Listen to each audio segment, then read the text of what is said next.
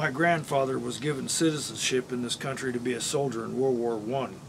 The president made my grandfather swear that he would police the streets of this country. The president made my grandfather swear that his sons and grandsons would police the streets and the schools of this country.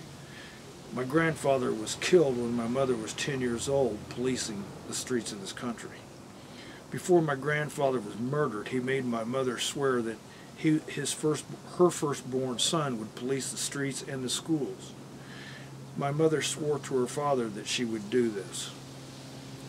At 12 years old, my mother explained to me there was a serious problem with boys hitting girls in public schools when she was a little girl. Also, there was a serious problem with gangs of boys picking on little kids. My mother told me I had to police the schools and the streets, and I had to stop these types of crimes. So the first boy I caught hitting a girl was a date rape in the stairwell at school. After I got into several fights stopping boys from hitting girls, the vice principal of the school took me in his office and he told me that I was a vigilante. I couldn't walk past any boy hitting a girl without interfering.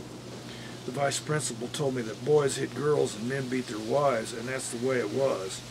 And the vice principal told me not to interfere when a boy was disciplining a girl.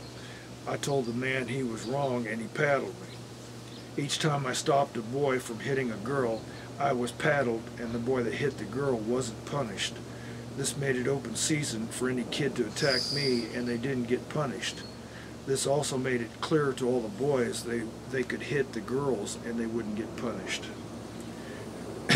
This happened in 1967. The state of Indiana is probably still paying for all the different men that went to prison for assaulting women.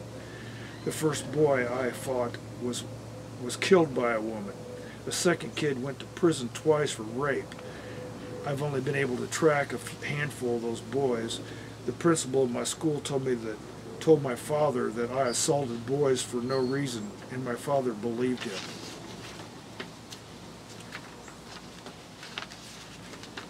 In these hard times, when the governors of each state and the federal government is trying to deal with government budgets, this documentary screenplay is important for society to learn from these mistakes.